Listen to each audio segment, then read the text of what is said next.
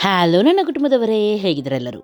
ಇವತ್ತು ನಾನು ಮಾಡುವಂಥ ಬಿರಿಯಾನಿ ನೀವೇನಾದರೂ ಮನೆಯಲ್ಲಿ ಮಾಡಿದ್ರಂತೆ. ಅರೆ, ಬಿರಿಯಾನಿ ಮಾಡೋದೇನು ದೊಡ್ಡ ಕೆಲಸನೇ ಅಲ್ಲ, ನಾನು ಚುಟ್ಕಿ ಹೊಡೆಯೋದ್ರಲ್ಲಿ ಮಾಡ್ತೀನಿ ಅಂತ ಹೇಳಿ ಮಾಡಲಿಕ್ಕೆ ಓಡಿ ಹೋಗ್ತೀರಾ. ಅಷ್ಟು ಚೆನ್ನಾಗಿ ಕೂಡ ಆಗುತ್ತೆ, ಅಷ್ಟು ಸಿಂಪಲ್ ಕೂಡ ಇದೆ. ಹಾಗಾಗಿ ನೀವು ಎಲ್ಲರೂ ಕೂಡ ಮನೆಯಲ್ಲಿ ಟ್ರೈ ಮಾಡಿ. ನೋಡ್ತಾ ಇದ್ದೀರಲ್ಲ ಎಷ್ಟೊಂದು ಬಿಡುವಾಗಿ ಎಷ್ಟು ಚೆನ್ನಾಗಿ ಬಂದಿದೆ ಅಂತ ಹೇಳಿ ಬಿರಿಯಾನಿ. ಓಕೆ, ಬನ್ನಿ ಇವಾಗ ಯಾವ ರೀತಿ ಮಾಡೋದಂತ ಹೇಳಿ ನೋಡ್ಕೊಂಡು ಬರೋಣ. ಬಿರಿಯಾನಿ ಪಾಟ್ ತೊಗೊಂಡಿದ್ದೀನಿ, ಅದಕ್ಕೆ 1/4 ಕಪ್ಪಷ್ಟು ಎಣ್ಣೆಯನ್ನು ಹಾಕಿದ್ದೀನಿ. ಹಾಗೂ ಇದಕ್ಕೆ ಎಲ್ಲ ಇಡೀ ಗರಂ ಮಸಾಲ ಉಂಟು ನೋಡಿ, ಅದನ್ನು ಕುಟ್ಟಿ ಅಂದರೆ ಗುದ್ದಿ ಇದಕ್ಕೆ ಹಾಕ್ತಾ ಇದ್ದೀನಿ. ದಾಲ್ಚಿನ್ನಿ, ಲವಂಗ, ಏಲಕ್ಕಿ, ಬಡಿಶೇಪು ಇದನ್ನೆಲ್ಲ ಸ್ವಲ್ಪ ಸ್ವಲ್ಪ ಕುಟ್ಟಿ ಇದಕ್ಕೆ ಸೇರಿಸಿದ್ದೀನಿ. 4 ದೊಡ್ಡ ಸೈಜ್ ನೀರುಳ್ಳಿಯನ್ನು ಉದ್ದನೆ ಕಟ್ ಮಾಡಿ ಇದಕ್ಕೆ ಹಾಕ್ತಾ ಇದ್ದೀನಿ.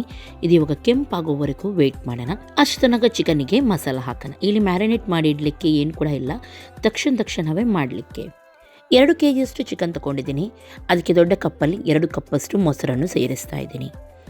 ಆಮೇಲೆ ಇದಕ್ಕೆ ರುಚಿಗೆ ತಕ್ಕಷ್ಟು ಉಪ್ಪು, ಅರಶಿನ ಪೌಡರನ್ನು ಹಾಕೋಣ. ಹಾಗೂ ಚೆನ್ನಾಗಿ ಇದನ್ನು ಮಿಕ್ಸ್ ಮಾಡಿ. ಮೊಸರು ಯಾವಾಗಲೂ ಹಾಕುವಾಗ ಸರಿಯಾಗಿ ಇದನ್ನು ಮಿಕ್ಸ್ ಮಾಡಬೇಕು, ಇಲ್ದಿರೆ ನೀವು ಗ್ರೇವಿಲಿ ಹಾಕುವಾಗ ಅದು ಗೆಡ್ಡೆಯಾಗಿ ಬರುತ್ತೆ. ಹಾಗಾಗಿ ಆಮೇಲೆ ಇದಕ್ಕೆ ಫ್ರೈಡ್ ಆನಿಯನನ್ನು ಸೇರಿಸ್ತಾ ಇದ್ದೀನಿ. 2 ನೀರುಳ್ಳಿಯನ್ನು ಫ್ರೈ ಮಾಡಿ ಇದಕ್ಕೆ ಹಾಕಿದ್ದೀನಿ. ಹಾಗೂ ಚೆನ್ನಾಗಿ ಇದನ್ನು ಮಿಕ್ಸ್ ಮಾಡಿ ಹಾಗೆಯೇ ಇಡೋಣ. ಇನ್ನೊಂದು ಸೈಡ್ ನಾವು ನೀರುಳ್ಳಿ ಫ್ರೈ ಮಾಡಲಿಕ್ಕೆ ಇಟ್ಟಿದ್ವಿ ನೋಡಿ, ಅದು ಕೆಂಪಾಗಿದೆ ನೋಡ್ಬೋದು. ಜಿಂಜರ್ ಗಾರ್ಲಿಕ್ ಪೇಸ್ಟ್ 1 ಚಮಚದಷ್ಟು ಹಾಕಿದ್ದೀನಿ. ಹಾಗೂ ಮಸಾಲದಲ್ಲಿ 1 ಟೇಬಲ್ ಸ್ಪೂನ್ ಅಷ್ಟು ಚಿಲ್ಲಿ ಪೌಡರ್, ಸ್ವಲ್ಪ ಬಿರಿಯಾನಿ ಮಸಾಲ, ಅರಶಿನ ಪೌಡರ್, ಬಡಿಶೇಪ್ ಹಾಗೂ ಕಸೂರಿ ಮೇಥಿ ಇಷ್ಟನ್ನು ಹಾಕಿ ಇದರೊಂದಿಗೆ ಫ್ರೈ ಮಾಡ್ತಾ ಇದ್ದೀನಿ. ಓಕೆ, ಇದು ಒಳ್ಳೆ ರೀತಿ ಫ್ರೈ ಆದಮೇಲೆ ಇದಕ್ಕೆ ಕೊತ್ತಂಬರಿ ಹಾಗೂ ಪುದೀನ ಎರಡನ್ನು ಕೂಡ ಸೇರಿಸಿದ್ದೀನಿ. ಇದನ್ನು ಕೂಡ ಇದರೊಂದಿಗೆ ಸ್ವಲ್ಪ ಹೊತ್ತು ಫ್ರೈ ಮಾಡ್ತೀನಿ. ಯಾವಾಗಲೂ ಮಸಾಲ ಹಾಕುವಾಗ ಗ್ಯಾಸನ್ನು ಲೋ ಫ್ಲೇಮಲ್ಲಿಟ್ಟು ಫ್ರೈ ಮಾಡಿ. ಇದು ಚೆನ್ನಾಗಿ ಎಣ್ಣೆ ಮೇಲೆ ಬಂದಿದ್ದೆ. ಇವಾಗ ನಾನು ಇದಕ್ಕೆ ಮ್ಯಾರಿನೇಟ್ ಮಾಡಿದ ಚಿಕನನ್ನು ಹಾಕ್ತಾ ಇದ್ದೀನಿ. ಹಾಗೂ ಸರಿಯಾಗಿ ಇದನ್ನು ಮಿಕ್ಸ್ ಮಾಡ್ತಾ ಇದ್ದೀನಿ. ಇವಾಗ ಗ್ಯಾಸನ್ನು ಐ ಫ್ಲೇಮಲ್ಲಿ ಇಡಿ. ಓಕೆ, ಒಳ್ಳೆ ರೀತಿ ಮಿಕ್ಸ್ ಮಾಡಿ.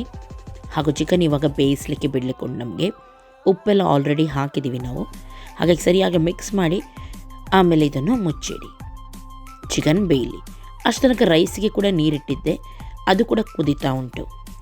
ಇದಕ್ಕೆ ಸ್ವಲ್ಪ ನಾನು ಗರಂ ಮಸಾಲವನ್ನು ಹಾಕಿದ್ದೀನಿ. ಇಡೀ ಗರಂ ಮಸಾಲವನ್ನೆಲ್ಲ ಸ್ವಲ್ಪ ಕ್ರಷ್ ಮಾಡಿ ಹಾಕಿದ್ದೀನಿ, ಗುದ್ದಿ ಹಾಕಿದ್ದೀನಿ. ರುಚಿಗೆ ತಕ್ಕಷ್ಟು ಉಪ್ಪು ಹಾಗೂ ಸ್ವಲ್ಪ ಸಕ್ಕರೆಯನ್ನು ಹಾಕ್ತಾ ಇದ್ದೀನಿ. ಹಾಗೂ ತೊಳೆದಿಟ್ಟ ರೈಸನ್ನು ಇದಕ್ಕೆ ಸೇರಿಸ್ತಾ ಇದ್ದೀನಿ. 6 ಕಪ್ಪಷ್ಟು ರೈಸನ್ನು ನಾನಿಲ್ಲಿ ಹಾಕಿದ್ದೀನಿ. ರೈಸ್ ಹಾಕಿದ ತಕ್ಷಣ ಸರಿಯಾಗಿ ಇದನ್ನು ಮಿಕ್ಸ್ ಮಾಡಬೇಕು. ಸ್ವಲ್ಪ ಹೊತ್ತು ಹಾಗೆಯೇ ಒಳ್ಳೆ ಕುದಿ ಬರೋ ತನಕ ಮಧ್ಯದಲ್ಲಿ ಮಿಕ್ಸ್ ಮಾಡ್ತಾನೆ ಇರಬೇಕು. ಓಕೆ, ಇವಾಗ ನೋಡ್ಬೋದು ಇಲ್ಲಿ ಚಿಕನ್ ಕೂಡ ನೀರೆಲ್ಲ ಬಿಟ್ಟಿದೆ, ಮಸಾಲೆ ಎಲ್ಲ ರೆಡಿಯಾಗಿದೆ. ಸ್ವಲ್ಪ ನಾನಿಲ್ಲಿ ಲೆಮನ್ ನೀರನ್ನು ಹಾಕಿದ್ದೀನಿ, ಇದಕ್ಕೆ ಲಿಂಬೆ ರಸವನ್ನು ಹಿಂಡಿದ್ದೀನಿ. 1 ಸಣ್ಣ ಮೀಡಿಯಮ್ ಸೈಜ್ ಲಿಂಬೆ ರಸವನ್ನು ಹಾಕಿದ್ದೀನಿ. ಚಿಕನ್ ಬೆಂದಿದೆ. ಇವಾಗ ಗ್ಯಾಸನ್ನು ಆಫ್ ಮಾಡೋಣ. ಇನ್ನೊಂದು ಸೈಡಲ್ಲಿ ರೈಸ್ ಕೂಡ ಬೆಂದಿದೆ. ಇವಾಗ ಇದನ್ನು ಸೋಸಿ ತೆಗೆಯೋಣ. ರೈಸ್ ಸೋಸಿ ತೆಗೆದ ಮೇಲೆ ಗಂಜಿ ನೀರು ಇರುತ್ತೆ ನೋಡಿ ಕೆಳಗಡೆ, ಅದರ ಮೇಲೇ ರೈಸನ್ನು ಇಡಬೇಡಿ, ಬೇರೆ ಪಾತ್ರೆ ಮೇಲೆ ಇಡಿ. ಹಾಗೂ ಸ್ವಲ್ಪ ಬೆಡಿಸಿಡಿ, ಇದರಿಂದ ರೈಸ್ ಬಿಡುವಾಗಿ ಇರುತ್ತೆ. ತುಪ್ಪದಲ್ಲಿ ಸ್ವಲ್ಪ ಡ್ರೈ ಫ್ರೂಟ್ಸನ್ನು ನಾನು ಫ್ರೈ ಮಾಡ್ತಾ ಇದ್ದೀನಿ. ಇದು ಆಪ್ಷನಲ್, ಕೆಲವರಿಗೆ ಇಷ್ಟ ಇರುತ್ತೆ, ಕೆಲವರಿಗೆ ಇಷ್ಟ ಇರಲ್ಲ. ನನಗೆ ದ್ರಾಕ್ಷಿ ಹಾಗೂ ಗೋಡಂಬಿ ಬಿರಿಯಾನಿಗೆ ಹಾಕೋದು ತುಂಬ ಇಷ್ಟ. ನೀರು ಚೆನ್ನಾಗಿ ಸೋಸಿ ಹೋದ್ಮೇಲೆ 1 ಕಪ್ಪಷ್ಟು ತುಪ್ಪವನ್ನು ಬಿಸಿ ಮಾಡಿ ಬಿಸಿ ರೈಸಿಗೆ ನಾನು ಮೇಲ್ಗಡೆಯಿಂದ ಹಾಕ್ತಾ ಇದ್ದೀನಿ. ಹಾಗೂ ಸೈಡಿಂದ ಮೆಲ್ಲನೆ ಇದನ್ನು ಮಿಕ್ಸ್ ಮಾಡಿ. ಹಾಗೂ ಅದರೊಂದಿಗೆ ಫ್ರೈ ಮಾಡಿದ 4 ಆನಿಯನ್ ಇತ್ತು ನೋಡಿ, ಅದನ್ನು ಫ್ರೈ ಮಾಡಿ ಇಟ್ಟಿದ್ದೆ, ಅದನ್ನು ಕೂಡ ಸೇರಿಸ್ತಾ ಇದ್ದೀನಿ. ಹಾಗೂ ಸರಿಯಾಗಿ ಮಿಕ್ಸ್ ಮಾಡ್ತಾ ಇದ್ದೀನಿ. ಇವಾಗ ಬಿರಿಯಾನಿ ರೈಸ್ ಟೇಸ್ಟಿಯಾಗಿ ರೆಡಿಯಾಗಿದೆ. ಆಯಿಲಿ ಇದೆ ಅಂದರೆ ತುಪ್ಪ ಹಾಕಿದ್ದು ನೋಡ್ಬೋದು ನೀವು. ಒಂದು ಪಾತ್ರೆಗೆ ರೈಸನ್ನು ಹಾಕ್ತಾ ಇದ್ದೀನಿ. ಕೇಸರಿ ಕಲರ್ ಉಂಟು ನೋಡಿ, ಅದನ್ನು ಸ್ವಲ್ಪ ಹಾಲಲ್ಲಿ ಇದು ಮಾಡಿದ್ದೆ ನಾನು, ಅದನ್ನು ಹಾಕ್ತಾ ಇದ್ದೀನಿ. ಹಾಗೂ ಫ್ರೈ ಮಾಡಿದ ಡ್ರೈ ಫ್ರೂಟ್ಸ್ ಹಾಗೂ ಸ್ವಲ್ಪ ಕೊತ್ತಂಬರಿ ಸೊಪ್ಪನ್ನು ಸೇರಿಸ್ತಾ ಇದ್ದೀನಿ. ಓಕೆ, ಇವಾಗ ನಾವು ಗ್ರೇವಿ ಇತ್ತು ನೋಡಿ, ಅದನ್ನು ಕೂಡ ಹಾಕ್ತಾ ಇದ್ದೀನಿ. ನೀವು ನೋಡ್ಬೋದು ಮಸಾಲ ಇಲ್ಲಿ ಸ್ವಲ್ಪ ಗ್ರೇವಿ ರೀತಿ ಇದೆ. ಇದರಿಂದ ಏನಾಗುತ್ತೆ, ಜ್ಯೂಸಿಯಾಗಿ ನಿಮಗೆ ಬಿರಿಯಾನಿ ಬರುತ್ತೆ, ಡ್ರೈ ಆಗಿ ಬರಲ್ಲ. ಅದರ ಮೇಲೆ ಮತ್ತೊಮ್ಮೆ ಸೇಮ್ ಅದೇ ರೀತಿ ಮಾಡ್ತಾ ಇದ್ದೀನಿ ನಾನು. ಹಾಗೂ ರೈಸ್ ಹಾಕಿದ ಮೇಲೆ ಬೇಕಿದ್ರೆ ಸ್ವಲ್ಪ ತುಪ್ಪವನ್ನು ನೀವು ಹಾಕ್ಬೋದು. ಆಲ್ರೆಡಿ ನಾನು ತುಪ್ಪ ರೈಸಿಗೆ ಹಾಕಿದ್ರಿಂದ ನಾನಿಲ್ಲಿ ಹಾಕ್ತಾ ಇಲ್ಲ. ಓಕೆ, ಸರಿಯಾಗಿದನ್ನು ಇದೇ ರೀತಿ ಸ್ಟೆಪ್ ಬೈ ಸ್ಟೆಪ್ ಮಾಡ್ತಾ ಹೋಗಿ.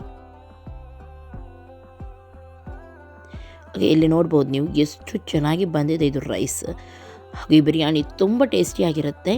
ನೀವು ಜಸ್ಟ್ ಟ್ರೈ ಮಾಡಿ.